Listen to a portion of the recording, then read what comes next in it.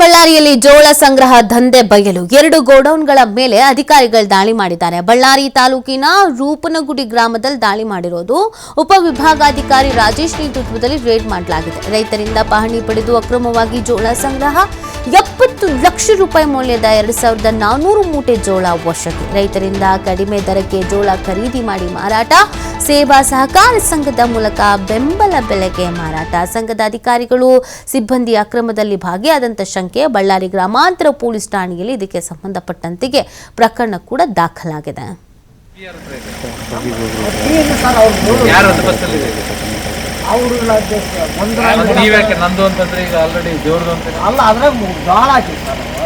ಏನ್ ಹಾಕಿದ್ರೆ ಅಂತ ಕೇಳಲಿಲ್ಲ ನಾನು. ಫಸ್ಟ್ ಕೇಳಿದಕ್ಕೆ ನರಸಿಂಹಲ್ ಅವ್ರ ಗೋಡು ನಿಮ್ದಲ್ವಾ? ಅಲ್ಲ, ಇನ್ಯಾರು ಬೇರೆ ಯಾರು? ಅವ್ರು ಯಾರು?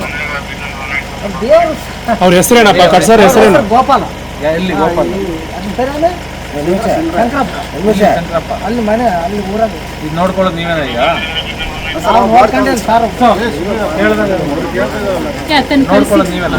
Survey number sir. ಬನ್ರಿ ಇಲ್ಲಿ ಎಲ್ಲ ಬಾರಪ್ಪ ಆಯ್ತಾ? ಎಲ್ಲಿ ಹೋದ್ ಸರ್? ಎಲ್ಲಿ ಗೊತ್ತಿಲ್ಲ.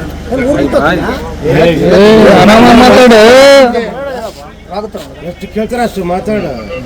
ಯಾಕಪ್ಪ ಹೆಚ್ಚಿಗೆ ಮಾತಾಡೋದು? ಹೆಚ್ಚಿಗಿಲ್ಲ ಸರ್, ನಾವು ಹೆಚ್ಚಿಗೆ ಯಾಕೆ ಮಾತಾಡೋಣ?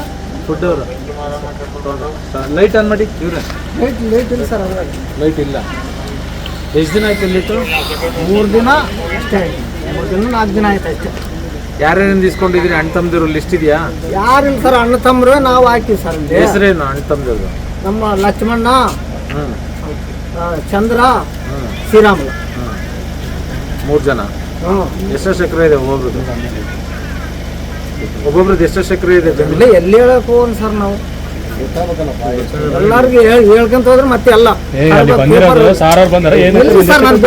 ನನ್ಗೆ ಗೊತ್ತಿಲ್ಲ ಸರ್. ಇಲ್ಲಿದ್ರೆ ನಾನು ಯಾಕೆ ಹೇಳ ಸರ್? ನೀವು ಎಷ್ಟು ಎಕರೆ ಐತೆ ಭೂಮಿ ನಿನ್ನ ಮೇಲೆ ಗೊತ್ತಿಲ್ಲ? ನಮ್ಮದೊಂದು 20 ಎಕರೆ ಐತೆ, 15 ಎಕರೆ 20 ಎಕರೆ ಅಷ್ಟೇ. ಬೇರೆಯವ್ರು ಇದಾವೆ, ಅವ್ರ ಅಣ್ಣ ತಮ್ಮರು ಅವ್ರು ಬಳ್ಳಾರಾಗ ಇದಾರೆ ಸರ್. ಇಟ್ಟಿರೋದಕ್ಕೆ ಖರ್ಚು ಇದೆಯಾ? ಖರೀದಿ ಮಾಡೋದಕ್ಕೆ ಅಥವಾ ತಗೊಂಡಿರೋದಕ್ಕೆ ಇಟ್ಟಿರೋದಕ್ಕೆ ಬಿಲ್ಲು ಏನಾದ್ರು? ಏನು ಮಾಡ್ತೀರಾ ಈಗ? ಏನು ಗೌರ್ಮೆಂಟ್ ರೇಟ್ಗೆ ಐತೆ ಅಂತ ಹಾಕಿ ಸರ್ ಅಷ್ಟೇ.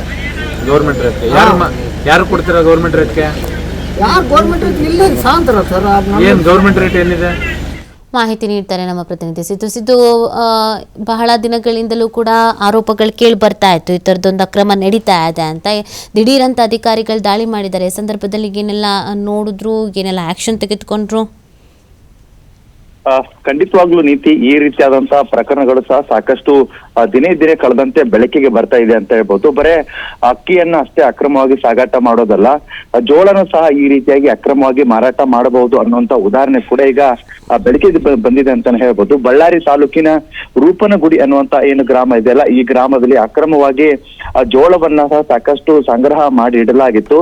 ಈ ಆಧಾರದ ಮೇಲೆ ಕಂದಾಯ ಇಲಾಖೆ ಮತ್ತು ಆಹಾರ ನಾಗರಿಕ ಸರಬರಾಜು ಇಲಾಖೆ ಸೇರಿದಂತೆ ಪೊಲೀಸರು ಒಂದು ಜಂಟಿ ಕಾರ್ಯಾಚರಣೆ ಮಾಡೋದಕ್ಕೆ ರೆಡಿ ಆಗ್ತಾರೆ.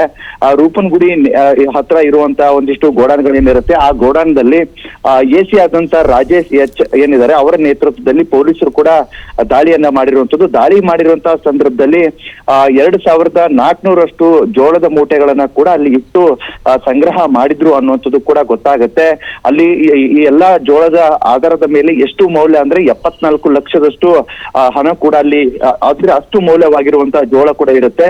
ಇವರು ಸಾಕಷ್ಟು ಬಾರಿ ಇಲ್ಲಿ ಏನು ರೈತ ಸೇವಾ ಸಹಕಾರ ಸಂಘದ ಅಧ್ಯಕ್ಷ ಆದಂತ ನಾರಾಯಣ ಸ್ವಾಮಿ ಆಗಿರ್ಬೋದು, ಲಿಂಗಪ್ಪ ಆಗಿರ್ಬೋದು, ಇವರು ಸಾಕಷ್ಟು ಬಾರಿ ಆ ರೈತರಲ್ಲಿ ಕಡಿಮೆ ದರಕ್ಕೆ ಜೋಳವನ್ನ ಖರೀದಿ ಮಾಡೋದು, ಅದನ್ನ ಮಾಡಿ ಬೇರೆ ರಾಜ್ಯಗಳಿಗೆ ಹೆಚ್ಚಿನ ಬೆಲೆಯಾಗಿ ಮಾರಾಟ ಮಾಡುವಂತದನ್ನ ಇವರು ಸಾಕಷ್ಟು ಬಾರಿ ಈ ರೀತಿಯಾಗಿ ಮಾಡ್ತಾನೆ ಬಂದಿದ್ದಾರೆ ಅನ್ನುವಂಥದ್ದು ಕೂಡ ಆರೋಪವನ್ನ ಸ್ಥಳೀಯ ರೈತರು ಸಹ ಮಾಡಿದ್ರು. ಈ ಆಧಾರದ ಮೇಲೆ ಪೊಲೀಸರು ಏನ್ ಮಾಡ್ತಾರೆ, ದಿಢೀರ್ ಅಂತ ಹೇಳ್ಬಿಟ್ಟು ಇವರನ್ನ ಅರೆಸ್ಟ್ ಅಂದ್ರೆ ಇವರ ಮೇಲೆ ಒಂದು ಸೂಕ್ತವಾದಂತ ಒಂದು ಕ್ರಮವನ್ನ ತೆಗೆದುಕೊಳ್ಳೇಬೇಕು ಅಂತ ನಿರ್ಧಾರ ಮಾಡಿದಂತ ಸಂದರ್ಭದಲ್ಲಿ ರೈಡ್ ಮಾಡಲಾಗತ್ತೆ. ರೈಡ್ ಮಾಡಿದಂತ ಸಂದರ್ಭದಲ್ಲಿ 2400 ಜೋಳದ ಮೂಟೆಗಳು ಕೂಡ 2 ಗೋಡಾನಲ್ಲಿ ಸಿಕ್ಕಿದೆ.